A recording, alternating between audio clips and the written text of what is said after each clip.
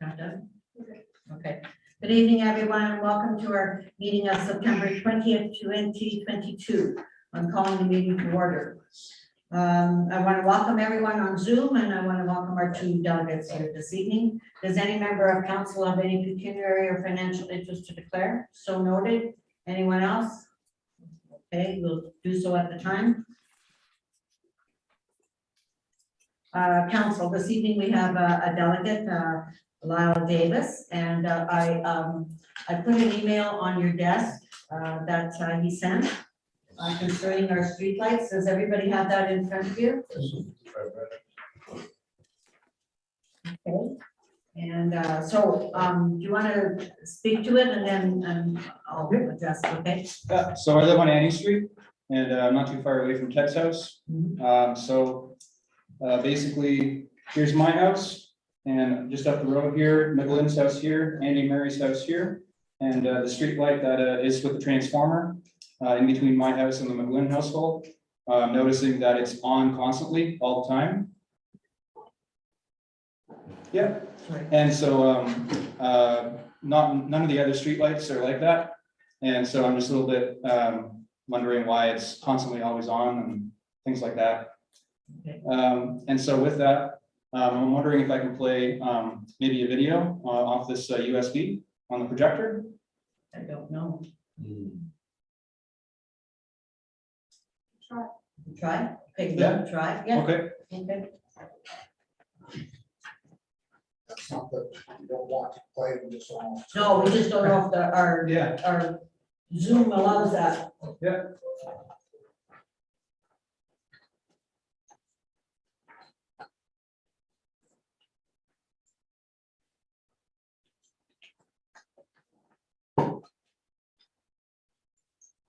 Okay, so go down. Go down. Oh, okay. Can you, I'll just take a look here. Can you go up, please? Okay, 5G hidden in streetlights MP4 right there. Yeah. That one right there? Yes. Okay. Okay, so when the video starts, just pause it. Hi, everybody. Right, well, Okay, so this guy making the video, his name's Mark Steele. He's a person in the UK, and he's gotten a street light here that is LED, kind of like just like we have here in town. And he's noticing some very disturbing things. So I'm sure you guys already know about 5G and things like that. I'm really concerned about 5G personally because I've been doing a lot of research. And the electromagnetic frequencies coming off of 5G towers and antennas is very dangerous to human health. And also, Mark Steele has been finding out that certain antennas of 5G are being installed inside LED street lamps. So in this video that you're about to see, he's going to take apart the street lamp and he's going to be showing that there is an antenna inside the street lamp that is 450 volts, which is not what you need to power an LED lamp. You need a very small amount of power to power an LED. So why is there 450 volts being inside of this street lamp? Well, it's because they're trying to power 5G antennas inside all the LED streetlights that are lined throughout the cities. And this is very dangerous to human health. So can you please play the video? let's see, this is the equipment that's being fitted Full screen, please. by councils across the country. This is showing us, we've had a whistleblower send us the information, and obviously we've got a box fertilised by a whistleblower at one of the councils, all right? Because obviously people are very concerned in the lighting departments about what this equipment is, and I've been asked to actually review it. This is a weapon system, all right? Nothing more than a weapon. Now, which masquerades are right, it's a weapon, all right? So let's just show you. Let's just break this whole thing down and show people what this is, all right? I'm going to, first of all, I'm going to take this piece, this antenna piece, the pieces. All right, people have seen it before, they've seen the breakdown. all right? Let's just focus on this piece here, all right? Let's just break this down and then show people what this is, all right? This is the Harvard piece of technology. We'll see. That's the antenna. That's a scanner, it's radar. It's a radar piece of equipment. You can see that. This has got the 450 volt capacitor on it. And you see the cable. It's really important to see that cable. This is the delivery system, all right? This is an extremely dangerous piece of hardware. This is a single element and a 31,875. A lot of people making complaints to the council now. They're making complaints where they've been lied to on a regular basis about this technology. So the councils are lying about what this is. Let's just show people this is not a dipole antenna. Look, it's a high gain direct lens antenna. All right, it's in a little bit better shape than the other one that we'll show the video on, but that is an illegal piece of equipment. It's not a Part 15 FCC approved piece of equipment. This can target acquire, it's radar. That's a scanner. All right, it's a scanning antenna. They are illegal. Anybody thinks that councils have the right to scan in your home or mistaken, that's an offence in law. All right, let's just pop that back. Because people have seen that breakdown before. We've also seen this breakdown before. What's really important is to have a look at this for hardware. Now, this box is actually being made so you can't get into it. All right, it's a sealed unit, which has had to be taken to pieces. Obviously, we've got to be careful of this because it's going to get sent back. It's going to go back to the stores. What I'm going to show people, this is the hardware. This is the delivery system. This is coming from these units here. This is the delivery system to the weapon. All right? That's the delivery system to the weapon. This is the cabling, because I've had a couple of foolish people, absolute ignorance. That's the cabling of the LED streetlights, as you'll see, they're very thin. Another thing, because they don't carry weight to the power. They won't do it out. However, this piece of cable is pretty powerful stuff. And it has to be because you've got a 450 volt capacitor in this bit. You've also got another 450 volt capacitor on both. These are not full LEDs. This is the LED delivery system here. All right? There's transformers on here to reduce the power into these small cables which fit into this for the LEDs. All right? You do not need this type of capacity. Only a fool, only a very, very ignorant fool will even pretend that this is some type of ballast. All right?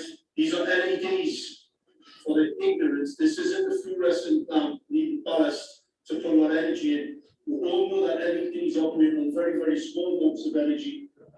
So they do not need, so this is a step down to these small cables. However, this is a step up to this delivery system, because obviously if you're going to use a weapon, it needs to have a bit of pull, it needs to have a bit of power about this, all right? So that's Okay, so you can pause the video now. This then Okay. goes to this. So as you can hear him, he's obviously got the proof right there. There's a 450 watt or 450 volt capacitor inside the street lamp that's powering a 5G antenna. Okay, so I'm bringing this to your attention right now because I am concerned. I'm concerned for our community. I've lived in Killaloe for 20 years. I love the people here. I love the community. I love the clean water. I love the fresh air. I love the people. Okay, and when I see this kind of video, and when I look at the LEDs that have been installed in Killaloe and surrounding areas, I get concerned, okay? Because I don't know what's inside the LEDs after I've seen this. And when I see an LED in my street constantly on, I don't know what's going on with it. Why is it always on? You know what I mean? So I'm just saying I'm concerned, okay? Yeah. And I would like personally to find out what is inside our LED lights and why the one on my street is always constantly on. Okay? Okay. And also, with that in mind, I'm also noticing that when I bike home at night from the radio station, some of the street lamps in Station Park are turning on and off as I approach them, which makes me feel a little bit strange. I don't know if they're motion sensor or not, but it happens all the time when I'm walking through or biking through Station Park and approaching it from the outside. The lights are constantly, some of the lights, the one in the front and the one near the bridge, they're turning on and off as I approach. That makes me feel really uncomfortable because like, are they watching me? You know, are they motion sensing me? Are they turning on and off as I approach? I don't know. Okay, with all this in mind, I'm asking you guys to please investigate the light that is on my street. I'd like to see what's inside of it. I'd like to know if you guys can make sure that it stays on when it's supposed to be on at night and off when it's supposed to be off during the day. Does that make sense to you guys? Absolutely. Okay. So, thank you. So, once we got your email, I asked Tammy to forward it to, so Welka Electric has done our lights for us. And I can reassure you that he said council is doing something, we are definitely not doing anything illegal, Yeah. okay? And I can reassure you of that. So I asked Mr. Welk to explain to me why the light was coming on and off. And council, if you'd allow me then, because I did some little bit of research so that I could tell you, you know, what's going on. So this is his reply, okay? The street light on Annie Street constantly on. The photo control sensor, which senses daylight, has failed and it needs to be replaced. The photo control sensor is the cylindrical piece located on the top of the street light, which are designed to fail in the off position. Hence why the light is on all the time. The replacement is done without opening up the unit itself, okay? So we need to, so normally when something like that happens, somebody contacts the office and then we get in touch with Well because maybe we don't see it, okay? Yeah. So he also has attached a specification of the street lights that were installed throughout the township, which simply contain a LED driver. It powers the light portion, the LED, the light, the photo control socket to turn the light on and off, and interconnecting wiring. There would be added costs for us to dismantle and remove the street light to show the customer, as that goes well past the scope of replacing a photo sensor, control sensor. Mhm. The costs associated with dismantling and removing and then reinstalling the street light would be hundreds of dollars, near $1,000. So Well Electric likes to work efficiently to help save the township money. So we do charge a 3-hour minimum for our bucket truck.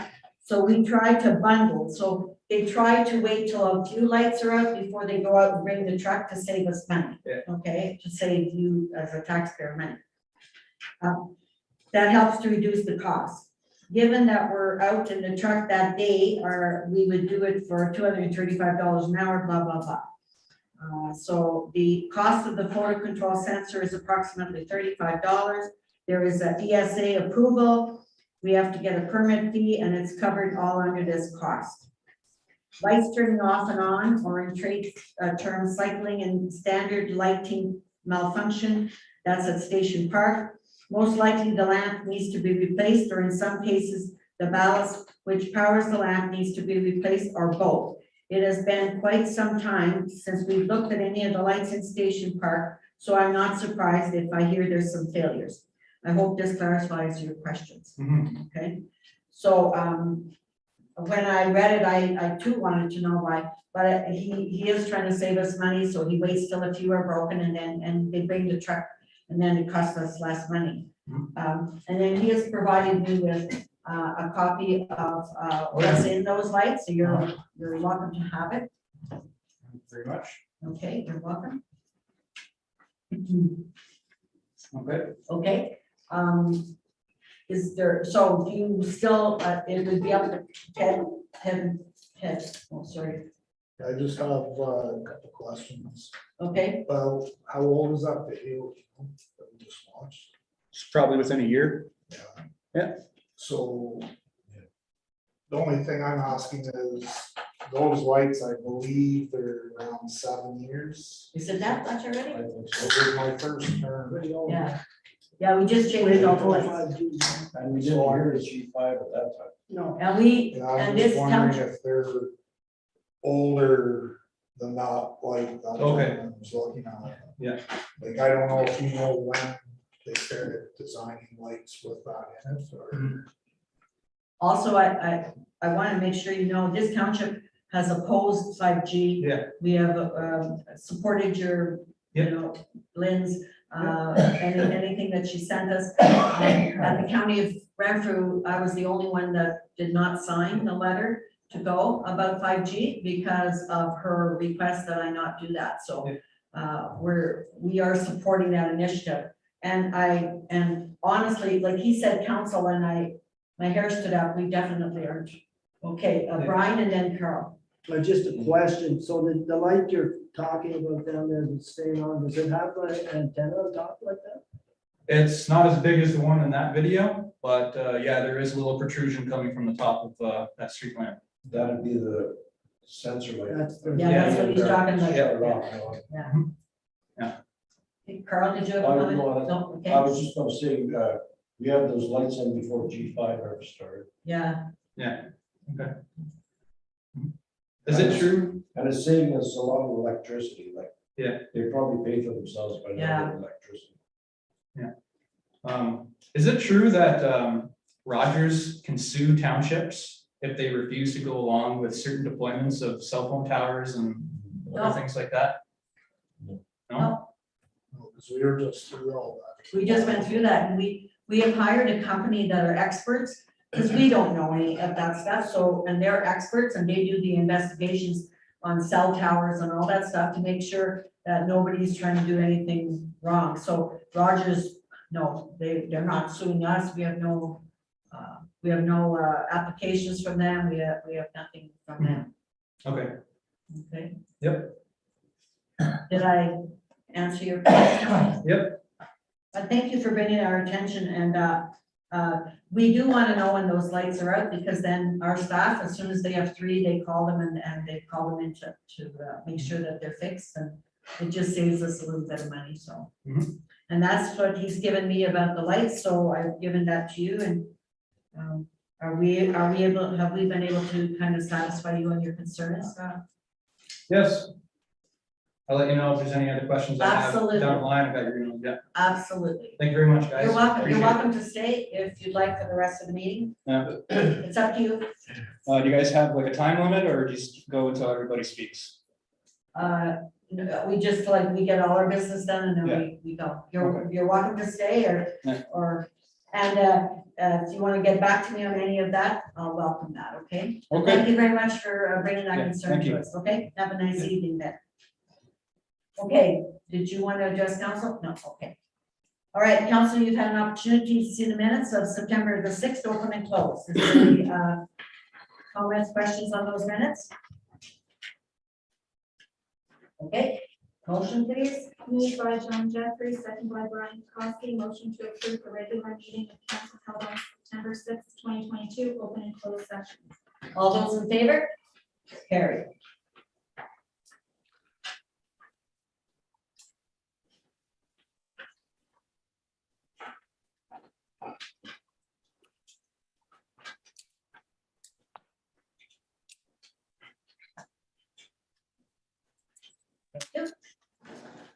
Okay, we're going to our fire chief for your report. Good evening, Bob. How are you? Very well, thanks.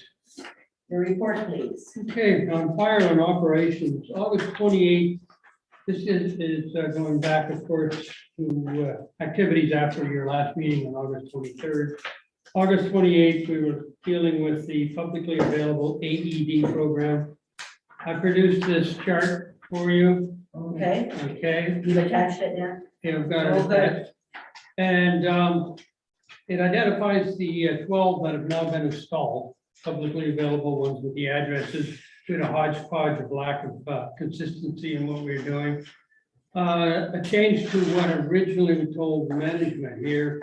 The green and white boxes, the white boxes are being replaced. They're being taken out of service because they don't have, Do well in winter they don't have a heater in them. or, okay, Okay, now we have those boxes in stock already. okay, the new ones to replace them? So the 5 that we do have with the white boxes will be replaced by the green boxes. And we've asked for a couple more for the consideration of relocating the one that's here, that's inside, to put it outside. and the one at the ring. Can I give, there's some people have called me about this, can I give them a copy of that then? Sure. Okay. And we've got attached pictures to people to show what they're looking for a little bit. That's attached behind that chart. Okay, Now, we've had some problems with the plastic signs. The wind breaks them off the posts. yeah, Okay, plus we need some bigger signs in some areas such as where we have one posted on at 52 Hummingbird. mhm. It's hard enough to find hummingbirds, so we probably want to sign an AED turn, and then you can find the one actually on the property. So I was told that all of these AEDs are, if you call 911, they're all identified. So that if I called 911, they know exactly where those units are, okay? And so they would say, go to Hummingbird Trail and that's where they are. And, Sure, but if you don't know where Hummingbird Trail is, you go down highway, yeah. you go down Round Lake Sorry. Road at 60 clicks or 80 clicks, and Okay, so is it our responsibility then? Like, did you talk? I'm just throwing it out. I know where it is, because that's where one of my Absolutely. firefighters lives, but. No, but anybody, the public that don't live here. Okay, we should buy better signs, but do we need to get approval from the county, like, because we're partners with them? Most of them are in county property. Okay, It's county road. yeah, but no, That but, Sign will be going on the county road. yeah, but the sign itself, maybe they're picky about what those signs look like. Well, Robert Blackwell's our Yeah, that's right. intermediary with that. He's okay with Has that? no issue with these. Okay, that's what I wanted to know. But if you look at the pictures that are attached, they're pretty Yeah. small signs. Yeah, Okay, driving by in a panic, we've got 5 minutes. So we should consider some redesign. okay. Can council lead that with you? Council, can we lead that with Bob and see if he can design something better so that they can be better indicated for the public? Okay, well, show of hands, guys, is that good direction? Okay, good. And what this is intended to do is eventually get it over to Chris, that he can send it out and then one of the newsletters, maybe with an Yes. attached map. You know, Perfect. pinpoint the locations and, So that'd be for our local people, but then the signs and that would be for people that are out of town. Okay, sounds good. okay. Can I have that? All right, Okay, September 10th, we had a smoke alarm at the store at Bone Shore Provincial Park. It did get called off on stream in. mid-drive, and apparently they burned some popcorn. That was me. One of our bigger calls. Okay, for September 13th, I did the Kids Castle annual fire inspection. Everything is good there. Good. Okay, ongoing activities, still we do the truck and equipment checks on a regular basis, and I'm still waiting for Ken to get around to his 2 more signs to install with the fire ban information.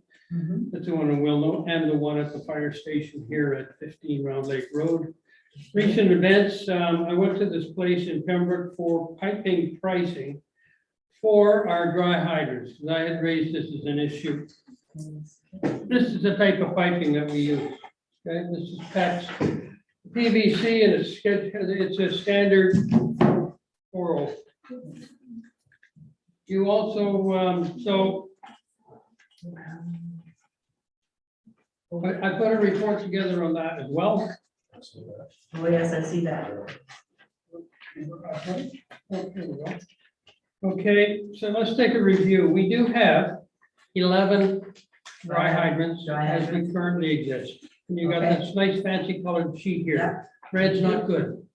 Okay, Red's not good? no, How come there's lots of red on there? green's good, yellow's so. I don't like red. Okay, now, so the issue is we're running out of water surprisingly from Round Lake. So that we have a fire, where are we gonna pump from? We had primer problems with 3 trucks earlier this year, and they were primarily on the Red Rock hydrant, it's there. And we've had some fiddling around with the one on Henry Street in Killaloe. We've actually been digging around there. We brought the tanker down, back flushed it. All we can expect the fire department generally to do is, suck with it and draw, and back flush to push anything out that's there. We were having a hell of a time getting these things to work. The We ended up using a pipe pole and a rake and a shovel, and we managed to get more of the pipe exposed. Some of these, when they were installed correctly. They were installed on the bottom of their, on the lake or on the stream or the pond, instead of being, put above it. If you see about page. Pictures there. There's actually a diagram on here that I've attached. to Oh, yes. What a dry hydrant should, how it should be installed, and you'll see that this is up top, the bottom. Okay, so we also were undertaking a review of all of them. But the two we looked at are Henry Street and Red Rock. We got it working that it's, let's say it's usable. A long way from perfect at this particular point. Usable all seasons or usable just? Yeah, it would be usable all seasons. Okay, Okay, the problem is, you see, we're not blowing out weeds and sand and gravel, it's clay. And what happens, the clay gets in there and it packs. So even when we had the fire hose at it, which as low as we could reach, still about 2 feet away, 3 feet away. And we, as I say, we got it usable, but it needs more work. We almost need somebody who's gonna snorkel or go in a scuba gear, grab something in there and scrape the pipe out. So that's where those two are at. But you'll see both of those we now have at least in yellow. The red ones is Mountain View Road. The intake's totally clogged, basically. The strainer is on the creek bed. It needs the same type of maintenance. We're puttering around with it. Cheryl Boyle Park has a tank. Now, the tank is flush to the creek bed that's there. So what you've got is the water comes in and it fills that little tank, and that's where we have the siphon going from that tank. And it might, if it's at water table, it might get some water in it through the water table. The problem is that the stream's not running. So basically a lost cause right now. Now, what we possibly could do is dig out the old tank and drop another one in on top of it, or drop that one down and put a new one on top, which would put it deeper. But it's just not being fed by a lot of water. Okay, so that's your problem that you have there at Cheryl Boyle. The Round Lake Fire Hall, I had that dredged 5, 6, 7 years ago. If you look at the second page of pictures, you'll see it's starting to turn into a swale. So we can resolve this, but we'd have to drain it and get a hi-ho in there and redig it. Would be good for another half a dozen years. But right now, I've told the guys not to use it because they're sucking too much crap into the trucks. Okay, let's see what else we got. Traymore Bridge is good. Wilno Heritage Museum is good. the problem there. Killdeer Public School is good. The Fountain's good. Byers Creek. The only issue with the Byers Creek Road one is the slow refill time. We can take a truckload out of there, and depending on what we're drawing, we may have to wait an hour and a half or 2 hours for it to refill. Okay. Now, the only one that didn't give us winter access at all to start with was Cheryl Boyle. All the others, if they're functioning, will go well. Then we turn the page, and then we get our friend on the Central Pit Road. This is a pig. Okay, we spent money on this thing trying to resolve it. There was a lot of landscaping done. I've heard that the pipe got cracked by people doing the work. And if you look at the next page, you're going to see that is that particular location on Simpson's Pit. Whatever's happened to that nice pond that's there, this is getting to be right in front of this house. It's getting to be a swale type thing. And if you see in some of the pictures, they're not that focused on here. But for us to extend the pipe out there, we'd be going at least 50 feet to get past all of this crap. That great big bush there, that's just crap that's floated on the lake. And I was told that one day it was in there and whatnot, and then the next day it flipped over and then a bunch of stuff started growing on it. So these aren't that easy to fix. Let's see what else we got for you. You have the new possibilities, that's, What's that? you have the new possible locations. I do. We looked around to see where we could set something up. Now, if you're looking at Red Rock, isn't coming back to full standard. We don't know if it is or not at this point. There's one we found on Guns Road. It's 0.8 kilometers from Round Lake Road. So it's not in far.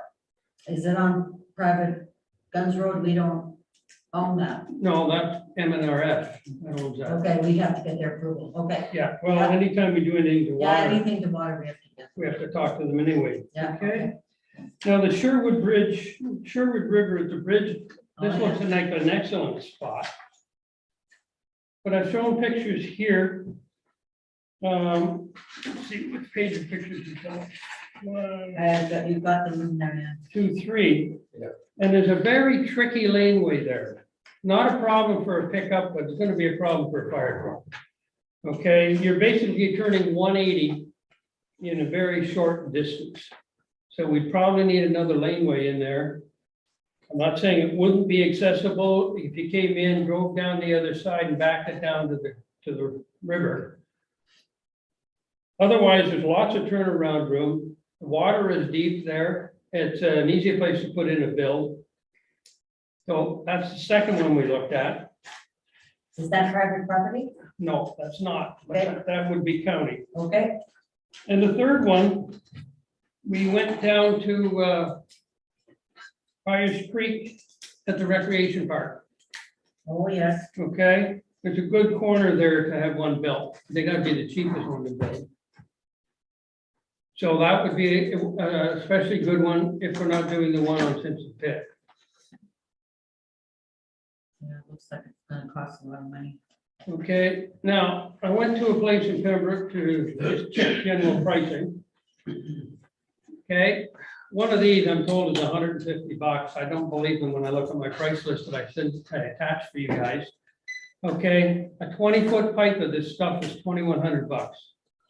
You're talking $100 a foot. You want to go up 50 feet? So that's the type of thing if you're going to go with new locations. So there's a lot to be done here to bring these existing 11 back. And probably a couple of them should be shut down, but that's what we'll have to discuss and see what's what, or we need scuba divers and blah, blah, blah. And as I say, some of these were improperly But in- installed in the first place, although there was an engineer on the project, but what can I say? Okay, Okay. Where are we after this now? Okay, September 13th, we had our monthly general meeting. September 13th, I met with Kristen Callahan at Millstream Apartments, advised her that we're going in to do a full inspection. We haven't been there in a couple of years because of COVID. So we'll do a fire drill. We'll check all the rooms, and we're gonna give presentations down in the common room for those that are wanting to, go with this. Okay, on the 13th of September, the Rob North was to install another AED site. Well, that's number 12 that's on the list that I gave you. 14th was, that's when we did the tour to find the new dry hydrant possible locations. You know about those. September 14th, this 13th should be taken out of there.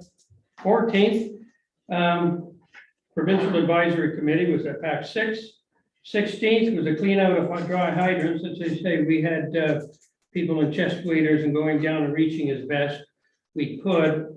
For the two that we've been playing with, which is Red Rock and Henry Street, we're going to try it from a boat next time. We can get more directly over the foot that's on it, the strainer that's on it, and get the fire hose, more directly. Maybe we can break that clay up. We'll see what we can do there. If not, it has to be open. There's a clapper on the end of it. When you back flush, it opens. And that needs to be scraped before it's flushed, but we'll see if we can get to that. okay, stop, Bob. Do you want to ask a question? Henry Street, Bob, is that at the creek? No, Henry Street goes by the, past the corner right down. Where's the dry hydrant there? What's it on? Henry Street on okay, as you go down the hill, you've got a corner there. Well, that, yeah, but Henry Street. You okay, keep going, you go straight. Okay, that's not Henry Street. What is it? Henry Street's where Terry Fellerman is bending over it. That's all. Oh, I'm sorry. Okay, sorry. I know where it is. If you actually lived here, you'd know that, Carl. I don't charge my loans and I don't know that. I was thinking of Allen Street and then Henry Street. Okay. Yeah. It's right at the creek there, right? It's right at the creek. Straight at the creek. We usually haven't had a problem with it. It's now starting to build up, the same as the other ones here. And it's one of the least likely to be used because we have the fountain here. We have the cistern at KPS.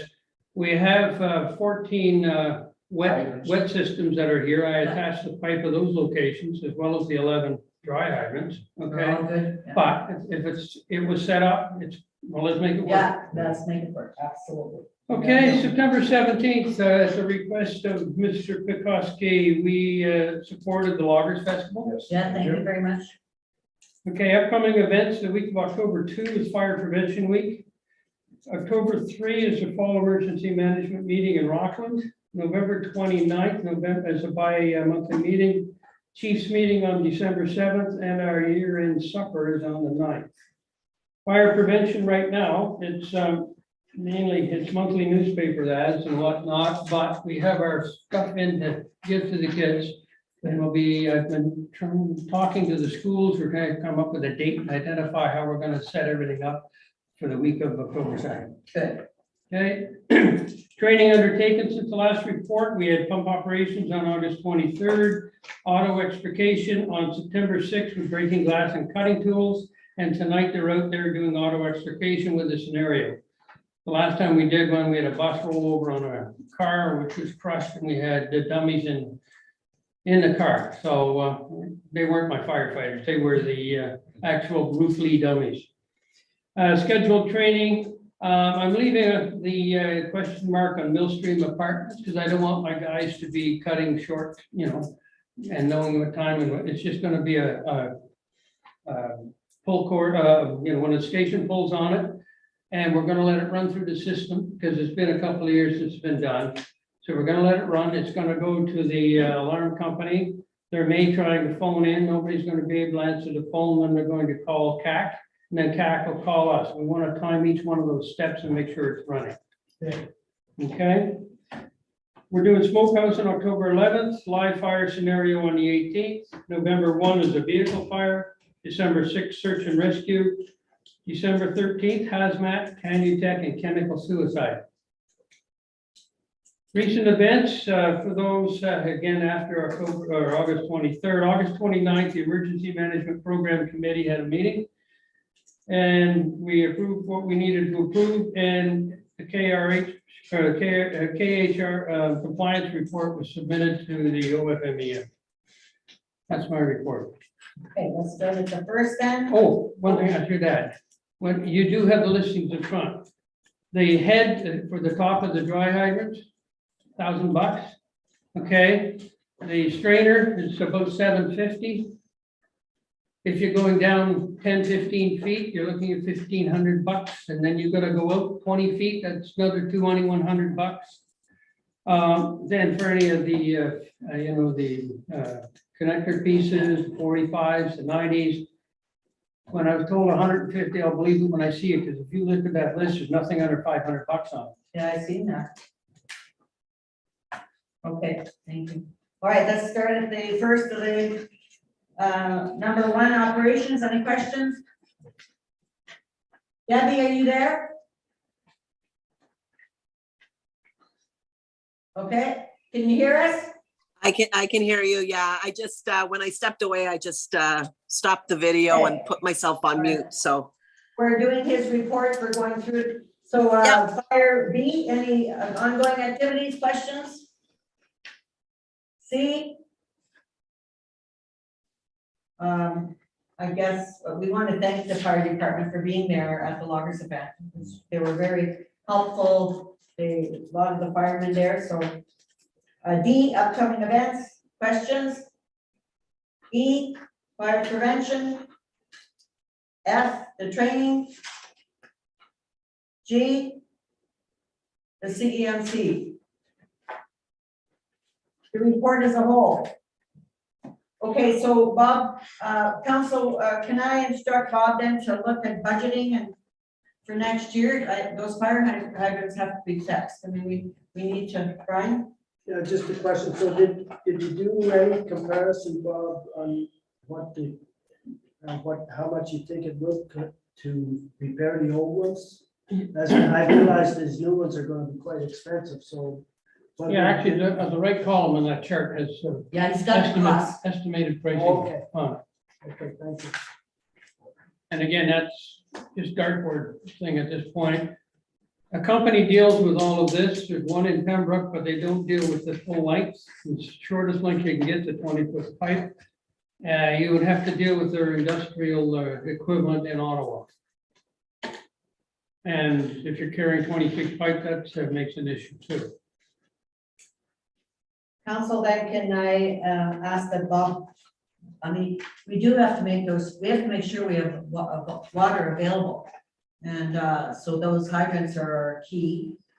And like I indicated, I don't want to see a truck going from Round Lake up here to get water when we have places that should be able to accommodate the fire department and the firemen.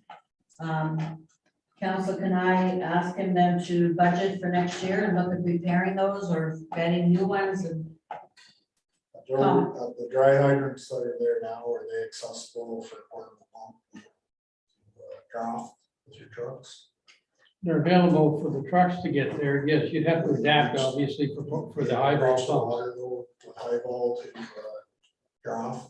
Yes, So there is water available, so it's not a panic, just so the public yeah, knows. okay. No, I don't want to panic the public, but I heard the story that our truck went by because it didn't work and that I didn't want.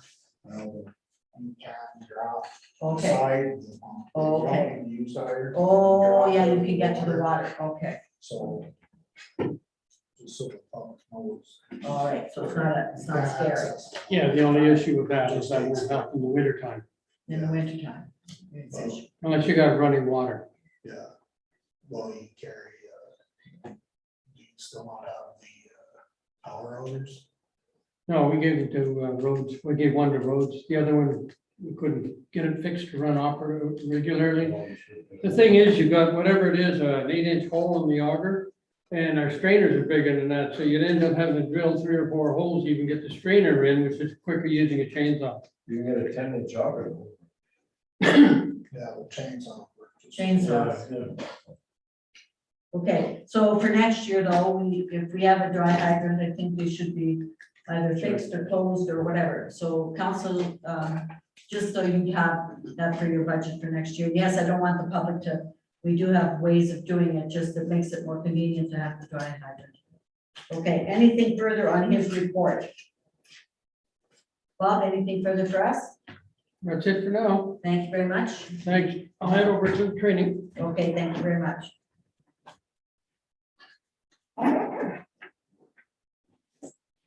Okay, Dean. Now your report, please. Sure. Coal patching continues on various roads, grading as well. With the recent amount of rain, we didn't have that many washouts. There was a few, but not as bad as anticipated because of the downforce. The ditching and culvert replaced on Trainmore Road is completed, as well as the one on Mary Street culverts replaced as well. We're continuing doing ongoing culvert replacements along various roads in the municipality. I had an email there last week, I do believe, regarding the retaining wall here at the Baptist Church. He wanted to know if they could put some bricks back behind here so they can carry some back there. And I said, we have a little bit of room to the left back there, so I threw that. So they said that they probably won't be till maybe October. So it won't be, yeah, it won't be this month. He said probably October. Okay. The dock that council approved, we talked about getting pricing or getting allocating. So Yeah, Tammy found a spot there allocated for the purchase of Yeah. it. So she talked to me about that. That's good. Yeah. So we'll go ahead and purchase that dock. okay, entrance permits. Some people have been putting in illegal entrances. So I talked to a bunch of them and we had to take a couple out. We needed, it needs proper sight lines for different class of roads. We get sent down from the government, like different class of roads, Yes. class yeah, 5. We have rules. You need like 250 feet Yeah. and some, and then more if it's commercial, so there is. For their people- own safety, So I yes. just want council to be aware that, So there's a few that, okay, have you been resistance then about I closing? haven't got any calls. They, No? they just put it in and then they, I guess their next door neighbor tells them that they shouldn't Yeah. and then, Okay, so, yeah. And one was definitely in a real bad spot. The other one, I'm trying to work with him to see if he'll get me a, like, well, he'll have to put the permit in, but. yeah.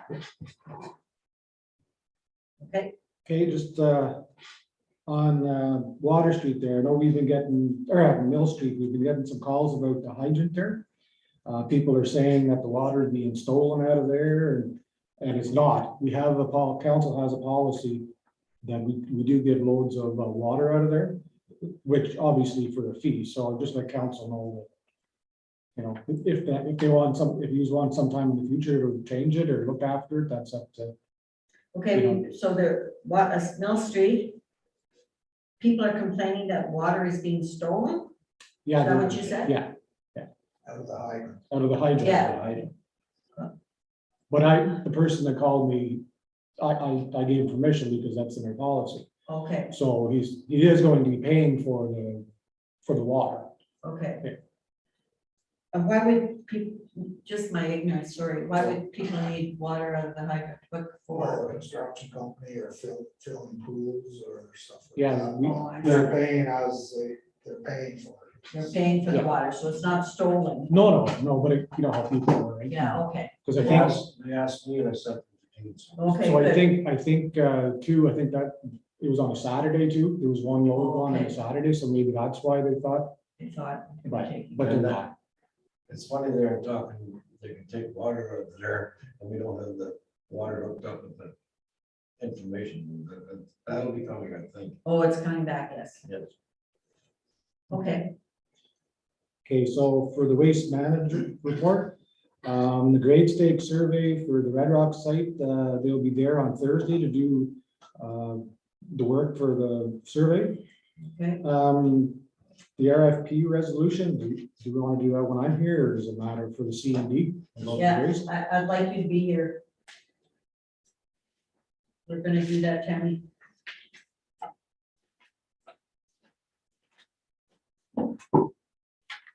Okay, so.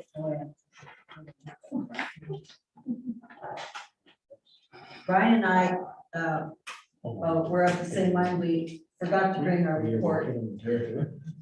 No, she's, it's Greenview, so Dan went through the RFPs, and he's coming back with a recommendation, so I did have a chance to look at it before, but so he's suggesting, and he's done a very good job, so he's suggesting that we award the contract to National Grinding Inc. And you have no problem with that, Dean, anything that you went through all Yeah, of I that? went through as well. Okay, so we have a motion then regarding that. Moved by John Jeffrey, second by Brian Pekoski, that council for the township of Killoughly, Higgerty, and Richards accepts the recommendation from Greenview Environmental Management Limited in the report dated September 8, 2022, to award the request for proposal for the construction, demolition, and bulky waste processing services at the Killoughly waste site to National Grinding Incorporated of Renfrew, Ontario, for their RFP price of $23,000 excluding HST for processing of regular C&D and bulky waste, and a per additional cubic meter cost of $20 per meter square for any additional C&D and bulky waste accrued between the date of the issuance of the RFP and the start date of the work. Discussion? All those in favor? It's carried. Okay, so we've got that done. And now we'll do the roads in general. I'm assuming that's when you have to declare, Mr. Brown. I got one more thing. Okay, go ahead before. So just got, Tammy and I both received an email this afternoon. Dan Hagan from Greenview Environmental, he will no longer be with Greenview. So Tyler did reassure Tammy and I think Tyler Peters wants to meet with us. And Tammy and I sometime just to go over a few things, but he said he'll take care of us, so there's no issues there, but he just wanted to let us know that he's not with the Greenview anymore. Oh, we're gonna miss him. Mhm. Did a good job. Have they announced who's gonna replace him? Not yet? Not yet, I think that's what he wants. So as of right now, we're gonna go directly to Tyler Okay, for any questions, or whatever, Okay. Tyler Peters, and then, good, okay. Oh. Yeah. Dean, oh, yeah, the truck is quite, I forgot that actually. The new truck is actually at the work shed now.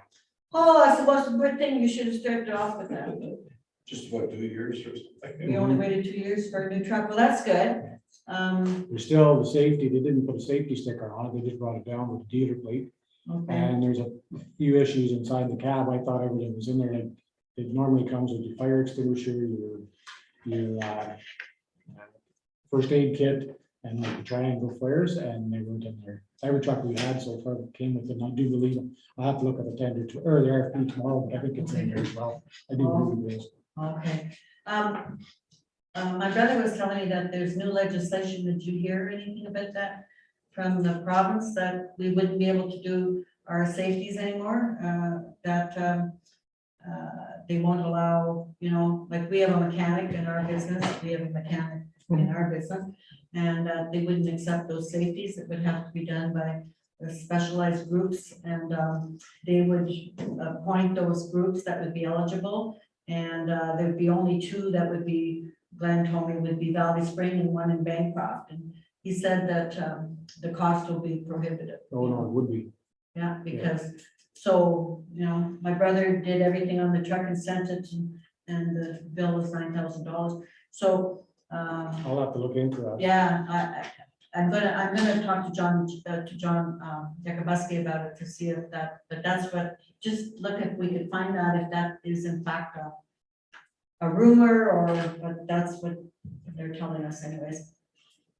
Okay, anything else, Dean? No. Anything else from council before we look at the bills? Okay. Thank you. Debbie, anything, any questions or comments or anything? Okay. Yeah. I, Ted Brown, declare, Oh, Go ahead. I, Ted Brown, declare pecuniary financial interest in road and general voucher number 08/2022. oh, okay. So noted. All right. Is there any comments or questions on the bills? Carl, you have something? 24347. 24347. Okay. Got Tammy to look at that. Rural amusements or whatever, it's 31, 38, 89. I forgot my glasses, but I have to do it back. Is that fireworks or no? What is that, Run Carl? amok? 347. Is it run amok? Yeah. Yeah, that's for the our scatter. That's for the carnival we had there. If that's what it is. Sorry, what did, Yeah, that's. Yeah. that's what it is. for the Irish Gathering? Okay. Any other comments or I just questions? didn't know what it was. that's all. No? Okay, then we'll have a motion to pay the bills. You can let Mr. Brown back in after we pay them. Moved by Stan Kowski, second by John Jeffrey, motion to approve road and general voucher 08/2022 in the amount of $266,656.22. All those in favor? Debbie, okay, carry, okay. All right, Dean, anything else? No, not at this time. Council, anything else for Dean? Thank you very much, Dean. Thank you. I'll see you tomorrow. Okay, Chris, you're up. Okay, Don't forget, no press. Yeah. so our last big event of the season, KHR Loggers Festival, was a huge success. Thank you to the volunteers, including the KHR Fire Department, as you already mentioned. Thank you to the Works Department, who helped set up a lot of the stuff and get a lot of stuff ready. Huge thank you to our sponsors, as Stanley said many times, and John, it wouldn't be possible without them. And this year they were extremely generous. And special thanks to Stanley, John, and Joanne. I really got an eye opener with how much work it takes to run this event, and how much dedication all of you put into this. So I was very impressed and very grateful that you guys do this, because it truly makes the event what it is. So thank you for that. And overall, it was a really great day. And like I said, lots of great feedback about the weather and doing it in the fall time. Songs in the park. So that's it for the season. We had our last one with Elaine Quinn and friends. I think there's just some pictures of various highlights throughout the summer. And we'll see everybody next year, and thank you to the musicians who came out and played for the community. Bon Shore Beach Bash, this was a partnership with Kilwood BIA and Bon Shore Provincial Parks, but just wanted council to be updated kind of how it went. It went really well, very well attended. As you can see there, they made a slip and slide out of the, I put two pictures that were the same, on the beach, which was, as you can be surprised, the kids were super excited about that. Overall, it was a really great day, and one of the first big events that Bon Shore Park has had in a while, so it was really nice to see everybody out and enjoying the weather. So Kilwood Pathways Park, so we've been on a little bit of hiatus, but we're resuming work at the park as we speak, and it's to be completed by early October. Installation of reading stations, benches, picnic tables, garbage, recycling pit trail, and welcome boards will all be done by then. You can see there on the right-hand side, a picture of one of the reading stations actually installed. They look really nice. 18 of those. And then as you can see on the left, the aerial photo is going to be where a new trail is going to be designed in there. There's a bunch of fruit-bearing trees that have been planted in there. And so that's going to be basically an orchard idea, as well as more designs on the front, which we're going to be announcing in the near future for future plans and designs. But it's gonna be really nice before the snow flies to open up this park and show everybody all the great stuff that we've been doing there. Other updates, so sensational winners will be announced September 23rd. The BIA meeting September 27th, Renfrew County Recreation meeting September 28th, Renfrew County or Rural Community Cooperative meeting September 29th. The newsletter will be out October 3rd or sooner, and as seen on Halloween starts October 1st. That's my report. All right, let's go back to start then. Any comments or questions on the KHR Loggers Festival? I want to just take the time to thank everyone as well, the volunteers, the people that donated, Stanley and John and Joanne, over the top, all the work you guys did, just amazing. And the staff, the township staff, I was very proud to see all of them out there volunteering and giving up their week, their day to come and help out to make the event so successful. And council members volunteering, it's great. And it was very successful. And congratulations, Stanley, for another year well done. And yes, the MC was good, and we have to consider him for a future date. Anything further on that? All right, the Songs from the Park, another great event. Lots of people out there enjoying them playing in that. I have tried to attend as many as I could. Bon Shore Beach Bash.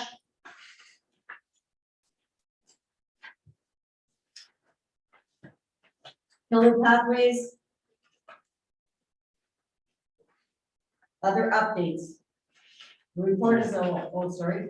Yeah. I was up there yesterday with Dean. I see they got the greenhouse up there. Yeah, the greenhouse is up and they're redoing this trail, so it's gonna be, in a short period of time, there's gonna be quite a bit that's all gonna be coming together all at once. So it's gonna be really nice to be able to show the community kind of that vision of what we've been talking about for a while, that it's actually gonna be in place with the reading stations, the fitness trails, and building the trails up so that they're out of the water and walkable and water drainage. And it's been a big passion project, but it's gonna be really nice to see people out there enjoying it, because that's what it's for. And it's got, the sky's the limit, and it's just been it's been a privilege to work on that. Yeah, that's a beautiful greenhouse. Yeah. CRC. Perfect. Yeah, the CRC, that's a great partnership. Mhm. Anything further? Thank you, Chris, and have a good evening. I just, Oh, I'm sorry. just before Yeah. Chris leaves, so I had the library board meeting the other, Oh, yes. Wednesday, Sorry, I was and, in Cornwall. and it came up, they asked me to bring it up at council. They have scheduled December 8th for their library open house, holiday open house.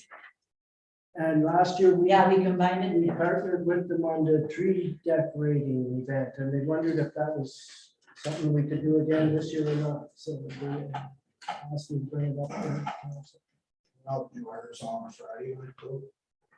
Well, last time we did it with them, but We did it on Thursday last year with them, I think. we changed it. Check it out, so. Yeah. We didn't get the crowds I was hoping for during the week. Ted's, I thought maybe on like a Friday night, we didn't get the crowd. Last year we had it on Thursday night too. Yeah. With them. Yeah, but we didn't get the crowds, you know, we didn't get a lot of people. That's Tuesday night. We have count, what day? We don't have it for December Tuesday. 8th. is No, the December Thursday. 8th is a Thursday night. Oh, I'm in November. Yeah, that makes more sense. Last year was December 9th, which was also a Thursday. Okay, council, what's your wishes? So just quick, will we traditionally do it on a Friday? Or First couple Saturday? of years, we did it on a We Friday. did it a Just, few we're trying to times. get bigger crowd, you know, people are working and they're tired when they get home, and so Friday, I'm almost thinking, well, this last year was our biggest crowd. I think it was one of the better ones. last year. Oh, I don't, It hasn't been very well attended right from the start. is Yeah, I it think- something we should not do? Yeah, last, wasn't very big crowd last year. We spend money, you know, we get Santa that comes to the kids, and maybe, I think we tried one more I year. don't think we Try can it. cancel Christmas, so we have. no, we're not gonna cancel Yeah, one thing they gotta do is make sure, before we even get started, is make sure these lights work, Christmas. because if we're in trouble, I can always contact someone. to Yeah, Do the lights. do the lights, yeah. I guess the thing about it is, so last year, because of the COVID, the library, it was all outside here. Okay, And now this year, they plan on having the library portion of it in the library. In the library. New room there. So I don't know how that'll, we're gonna be in two different spots, or inside and then outside, or. well, maybe we should separate them then, I mean, if, you know, if I they're told gonna them- be holding everything there anyways, then it is a separate kind of thing, eh? Yeah. It's up to council, I don't know, We have to talk. I think we had a better crowd because of that, for the lights, yes, because of the library thing, okay, and we had Could any we other. not do the lights and then after the lights, then the library? yeah, what if we ask the Yeah, well, library, that's what I'm saying, so it could be in two yeah, stages. Like Yes. Do the light. then we light can all and go then there. move into the- that'd work good, okay. All right, so do you want to leave it on the Thursday then, and they're suggesting December the 8th? Thursdays. I think it's a bad night personally. Okay, Put it for them and then because council here by then. but I mean, they'll probably follow through just because the council doesn't get sworn in until the 6th, so we'd have to have something in place before that to organize I think we do it the same. on the same day, On a Thursday on the night. Thursday. Debbie, you okay with the Thursday? Yep. Stanley? Yeah. Carl? Okay. Ted? John? Brian? I just think Thursday, not all night personally. Well, the majority is saying the Thursday, so let's tell the library we'll join them. And then Chris, you'll know what's gonna be on December the 8th. And what time did it usually? 6 o'clock, eh? And we had hot dogs and Last year was 5 to 7. 5, okay? See, there's Could that be the thing, that people it's do too work early? till 5 o'clock. Well, with all the other years, we had it Friday night, like Ted says, I don't think we had as many people. So Is that right? I thought so. I thought there was more Friday's any people. better than not. Okay. What time, guys? 5 to, what, you said 7? That's what it was last year, 5 to 7. Yeah, but the tree lighting was till 6. 6. So what do we do from 5 to 6? There was Carol there. Oh, okay. The- Oh, okay. See, the library had that band that they had, and they were, Oh, and they were Singing singing, on the oh, that was steps, yeah. nice, yeah. Okay, let's do 5 to 7. Christmas, whoever's here. Because the inaugural meeting's not till the 6th, so that new council wouldn't have time to make decisions for the 8th. Okay, let the library know then, and Chris, you'll work with the library to make it happen? Mhm. All right. Anything else for Chris? Thank you very much, Chris. Have a nice evening. Okay, Tammy, you're up. So first on my report, we have the opening of the RFPs. Okay, we're opening the RFPs for the front entrance and the roof repair. And this is for the One is for the. front entrance, okay. and some volume. Yeah. It's for the roof. Okay, so we only have one for each, okay. So there was only one for the municipal front entrance repair, and I'm opening it now, council.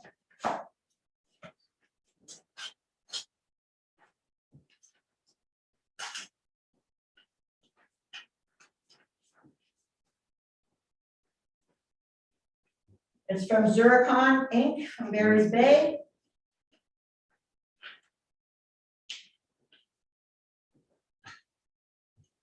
The contract price plus taxes, so the total contract price to do that is $16,475.40. And that includes all taxes. I'll say that again, it's Zuricon Inc. from Barry's Bay. $16,475.40. Now, I suggest that we send it to Dale to review to make sure that we've met all the requirements of the tender. Council, are you okay with that? And then he can make a recommendation for the next meeting. Everybody okay? Budget for that. Dale will know all that. So is that for soffit and, or just the entrance? This is for the roof. Oh, That was the entrance. This is for the entrance. that does. The soffit. roof is separate, I think. I know. Roof but is I'm separate. saying, but does this include soffit under the roof and the posts? We'll have to deal with Yes, Dale does. I think it's the whole thing. the whole I think front so, it's the entrance. whole thing, yeah. And Dale, yeah, he's got pictures. It's all the whole thing, will be all. Front entrance, okay. Yeah. Posts, Yeah, the posts. even fixing the cement, see, Okay, great. okay? All right. Now this one's for the roof repair.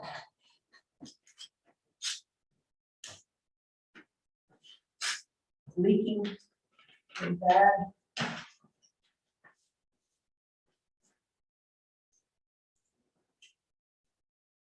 This is from Irvcon Limited, Pembroke.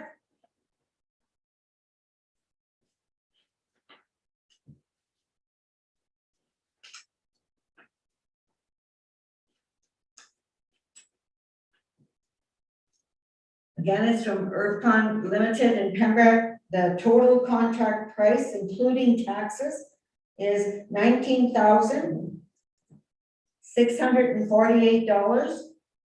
$19,648.44. I'll repeat that. Irvcon Limited from Pembroke, Ontario. Total contract price, including taxes, is $19,648.44. And council, again, with your permission, we'll give it to Dale and he'll go through to make sure that they've met all the requirements of the contract. And he'll bring a recommendation to council for the next meeting.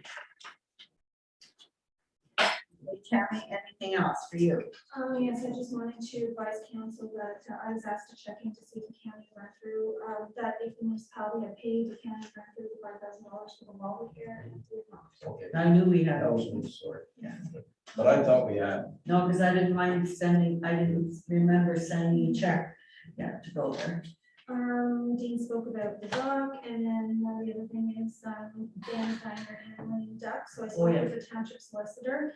And it was noted that council can move ahead with the RFP process, however, the RFP cannot be awarded until the new council has been sworn. So I'm asking council then, let's put that RFP out for that building. Yeah. And then the first meeting of the new council, they can give the award. Okay, so did you get anything prepared for that? So we can make a motion? Not for the RFP process. Okay, so, okay, I thought maybe we'd do that tonight, so we're not doing that tonight. Okay, so council, we are gonna go ahead and show of hands, we'll do that. All right, so can we have it for the next meeting then, that we issue that RFP?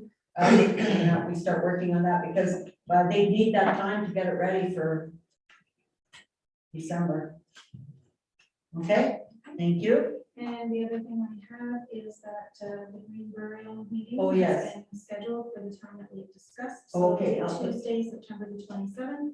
September 27th, okay. So council, they've asked for a meeting with Tammy and I, the Green Burial. Just to review, they said things have changed, so Tammy and I will meet with them and see what they're proposing, and then I'll bring that back to council. Okay, just so you're aware of that. I was there Sunday and Yeah, they were telling me about it. yeah, some changes, yeah, okay. All right. Anybody have anything for Tammy? All right, let's move on then. Let's go to correspondence. I'm gonna go through them fairly quickly. If you have something you want to say, stop me so we can address it. Otherwise, we'll go through. The municipality of Brighton. About the military, comments or questions? The next one is from the Ministry of Municipal Affairs and Housing on the FIR. Very nice, eh? Isn't that I nice? just, can you hear me? Yes. Yeah, so I just wanted to congratulate, both staff and council. Yeah, this is wonderful. As chair of finance, this definitely makes me feel good. And so congratulations, everybody. This is really nice to see. And hopefully that our public are watching so that they can see that our financial statements are in good shape. Yeah, I'll just read it. It says, I'm very pleased to inform you that your municipality is one of the winners of the 2021 Financial Information Return Recognition Award. That's how well they have done it. We did it, good reports, and so the ministry is recognizing this municipality for work well done on our finances. So that's really good. Good. Carl, did you have something? Oh, and we were one of the ones of the 15 winners of Ontario, Yes. I think of all of Ontario. all of Ontario, 444 municipalities. Next is a resolution from the Township of Nagari.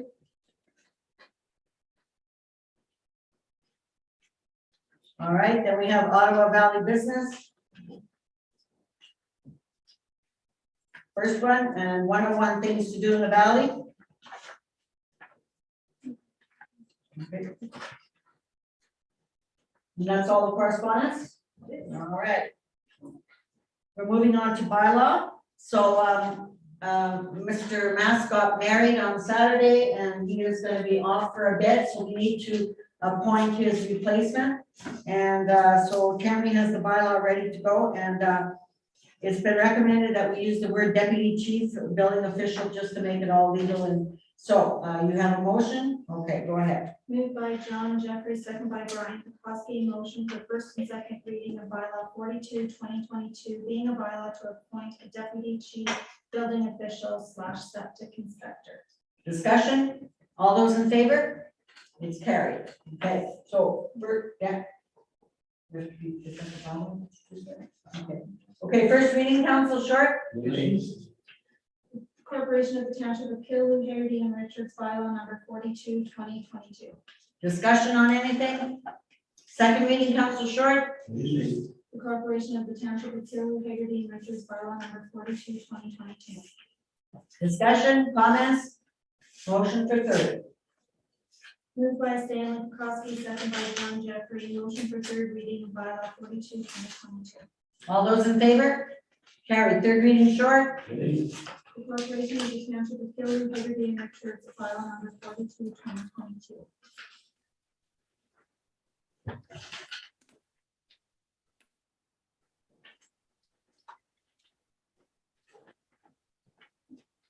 Okay, good. And then we have the unfinished business is the Greenview Report.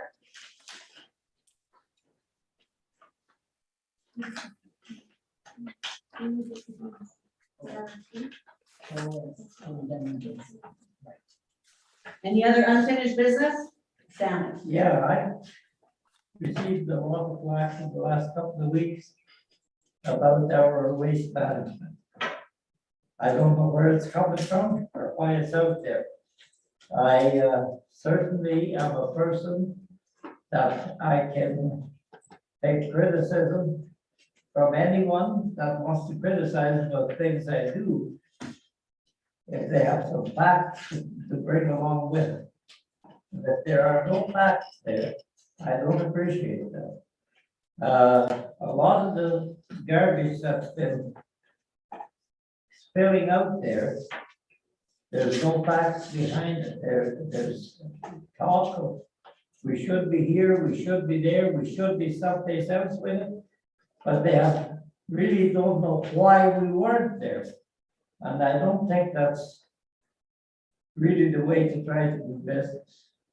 So I hope wherever this is coming through or spilling out, that people will understand that without facts, you can't prove a whole lot of anything.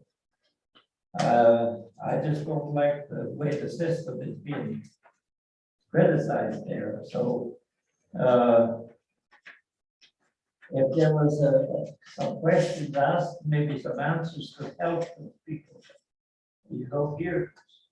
So I don't know, I guess we just have to put up with it and see, but I hope people realize that they're literally being misled by all this, because they're coming back to me, well, why wasn't it done that way?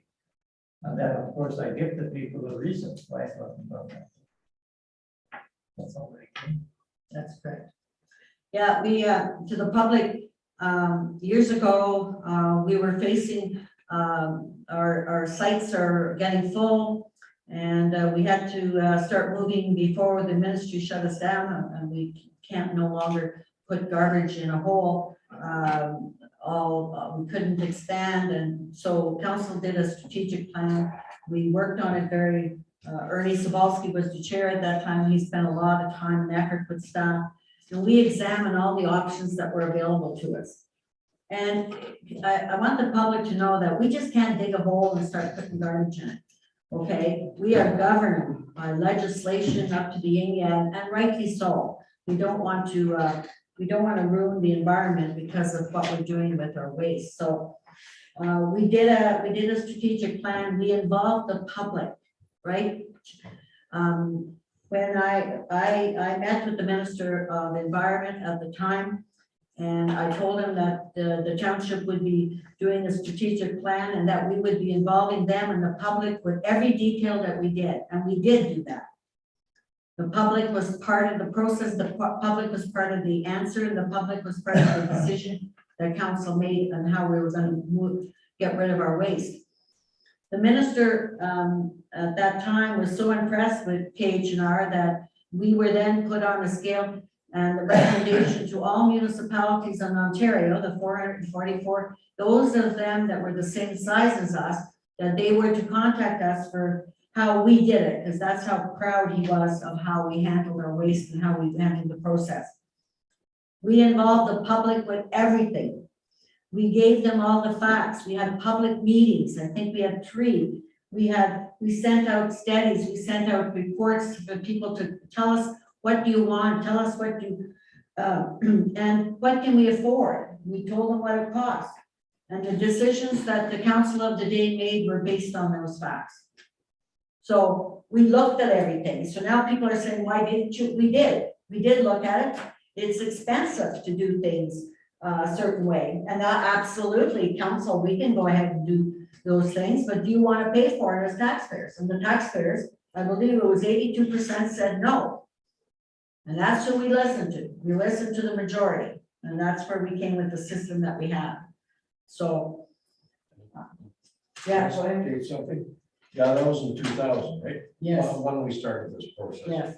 And Otto Valley Waste Recovery started, and we went to meetings there, like, I don't know how many meetings we went to.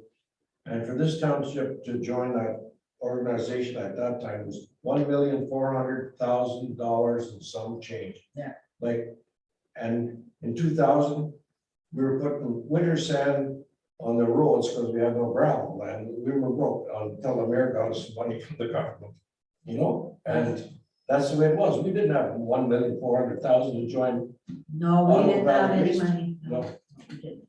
And that's what we turned up with. That was 1.5 million before we put a drop of garbage. Yes. That was just to join. We didn't have $1 million tax dollars. And Carl is right. When we amalgamated, the government took all our grants away on us, and we were left the government told me that just raise your taxes. And we tried to explain our people, the jobs aren't paying the money that cities get, and that it was difficult. Anyways, that's a long story, but I tell you, we involved the public. Yes. The public told us what to do, and that's what we did. So for somebody to say we didn't ask the public, I beg to differ.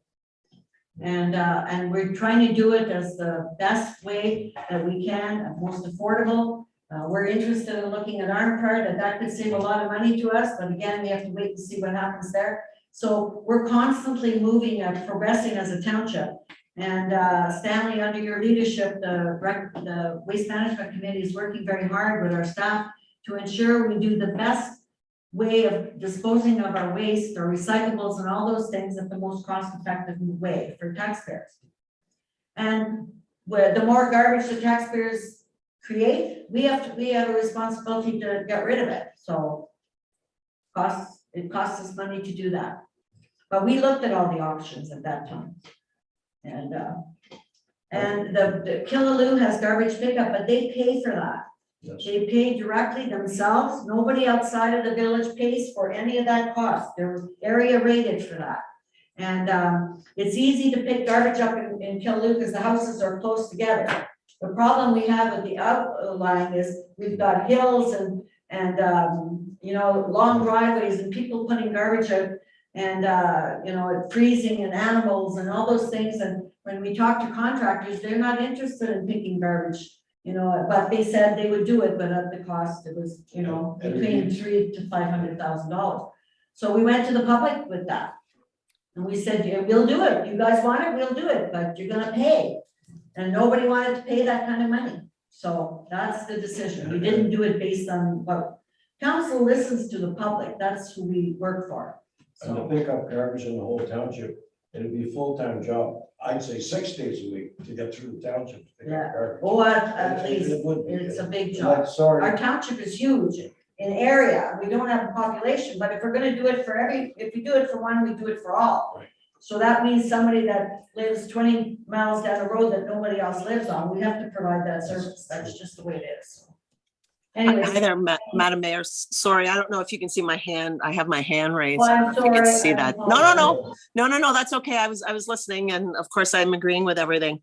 The question that I was asked a couple of times was, and Stanley, maybe you can answer this, why the Molox system is not, or is it? And it'll be my ignorance. I don't go to the waste site. I have somebody else that goes for us and stuff like that. But is the Molox open in the winter time? Yes, they are. Okay. The Okay. only thing is, this question came up, why aren't we using the regular Moloch bin?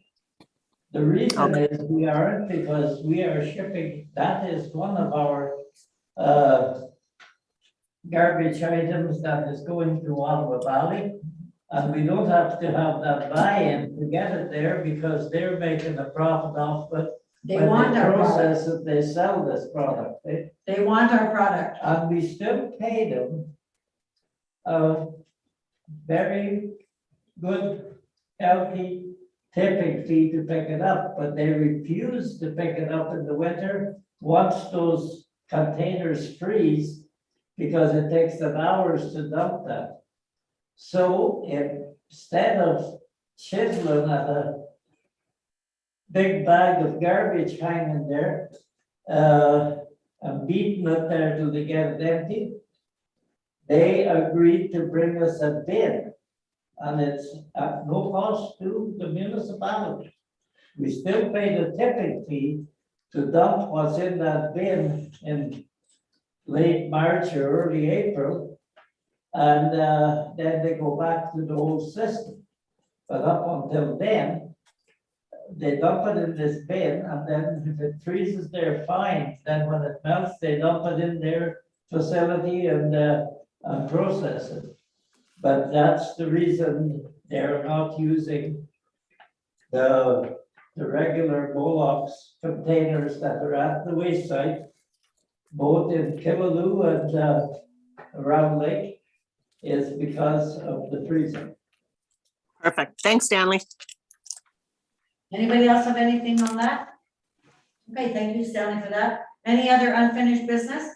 Ted? Yeah, so I talked to Carol, he called the hydro, that tree on Bolton Street. Oh, yes, And yes. they looked at it, and they will look into it, but I don't know if we can pressure them somehow to. Is it Ontario Hydro that's, no, Ottawa River? Okay, I have a meeting tomorrow, but it's not about Ottawa River Power, it's Ottawa River Energy Solutions, so. okay, I Les, can ask, is Les, They're telling is us Les, that they'll get back to us. To me, that's not acceptable. Yeah. is Les Scott still the, that's Scott, yeah. he's still the, okay, I'll give, He's the chair of yeah, Ottawa River. I'll Power. give, Les a call. Just a second. You can also check with Justin Allen, Okay, he's the VP there. I'll call.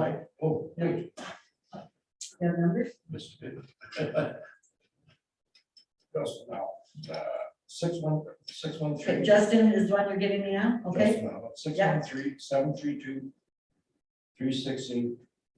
613-732-3687, Okay, extension 230.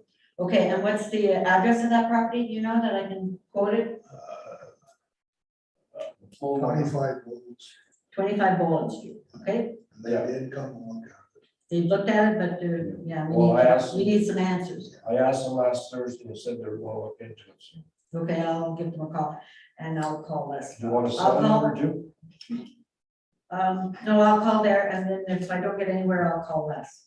Okay. Okay, that's good. Les Okay, is still chair. yeah, What, yeah, you got his number? I do somewhere, but give it to. 613-639-4645. Mhm. Thank you, good. I have it somewhere, but it's deep, I haven't had. Okay, anything else in unfinished business? Getting back to the water store. Okay, go ahead. I spoke to all 5 of the judges. And none of them will accept a cent of payment for their time. They volunteered to do it. Very nice of them. I'm very pleased. So I did get all their names and addresses here. I'd like to leave. And I think it would be nothing but fair that we send them a nice thank you card. Okay. Council, you agree? All right, so Tammy, if you could give that to Tammy then after Yeah. Sally? Okay, that'd be absolutely, we should do that. And also, I think we should send a thank you card to people like Aaron Kuya, Reaver. Oh, yes. Jimmy He Jeff, donated 2 chainsaws there, even though one didn't have gas in it. But it only created a little bit more fun. oh, I thought it was fun, yes. And anyway, and he let us use that big saw there. Yeah, it for was the so street nice, cut, yeah. And then it stayed with the Frank. prizes there. Yes. It went to Frank, the yeah. loggers Yeah, area. and to the loggers, yeah. And Frank Gufteski was the Winner of winner of that. Yeah. And I think he should get a thank you note. Okay, And okay, Jimmy Jeffrey, didn't he have his machine there? Oh, Was it yeah. Jimmy, shouldn't we send him? That was nice that. well, then we'd have to We'd try have to to go arrange wrong. it. Oh, okay, Always okay. there. All right, But we sorry. should send one to Home Hardware in Byers Bay. They donated a still Oh, yes. battery chainsaw What- and a castle. Okay, and what about the guy that did the carving that bench? Yeah, it wouldn't hurt. That's John Foreman. Yes, let's send a bunch to him too. Amazing. He worked on that for so He's many. 80-some years old. He's 82 or something. 84. I'd be, 84. It is 84th year. He did it with a broadaxe. I Yeah, think, eh? Oh, my I'd be God. dead in 2 minutes. Yeah. So What an amazing anyway, man. I mean, we've got to recognize these people Absolutely. because without them, it's a little tough to put on a show like we had there. Yeah, absolutely. Okay, good. And you'll give Tammy the list then? I will give her those names, Good. the addresses for them judges. Perfect. Okay, anybody else on unfinished business? Any new business? Yes. Okay, go ahead. I got my invitation here from Oh, yes, go ahead. Veterinary Services. And Is it still while you're a counselor? yeah, the September the 27th, Okay, and it's a Tuesday night. okay, I was wondering if the council wanted me to attend it. absolutely. sure. Council, everybody's good? Yes, please. This year, they have a new secretary treasurer there. By the name of Donna Campbell, and she said to make sure our CEO knew about this. So I could leave this paper with you, Tabby, for but today is only the 20th, so A week from today. I can pick that up. I can pick that up here at a later date if you want to make a copy for council. Okay. It's really not a whole big pile in this because she hasn't broke this right down like the other gentleman did. But I can leave it with you and I'll leave that there for that night. There's the names of the. Okay, anybody else have new business? Okay, do we have any issues in committee of the whole? Okay, anybody else have anything else? Debbie, are you good? Okay, then I would ask Yep, for, I'm good. oh, sorry. No, I said I'm good. Okay, I would ask for a motion for confirming bylaw then. Moved by Stanley Bukowski, second by John Jeffrey, motion for first and second reading of bylaw 43/2022, being a bylaw to confirm the proceedings of council at its regular meeting held on September 20th, 2022. All those in favor? Carried. First reading short. Please. The Township of Killeen, Hagerty, and Richards, bylaw number 43/2022. Discussion? Second reading short. Please. The Township of Killeen, Hagerty, and Richards, bylaw number 43/2022. Discussion? Motion for third. Moved by John Jeffrey, second by Stanley Bukowski, motion for third reading of bylaw 43/2022. All those in favor? Carried. Third reading short. Township of- Please. Township of Killeen, Hagerty, and Richards, bylaw number 43/2022. That's fine.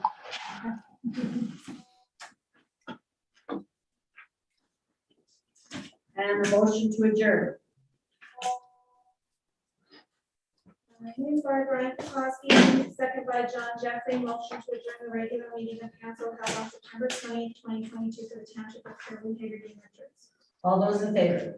Thank you. Good meeting. Thank you very much to our public. Have a great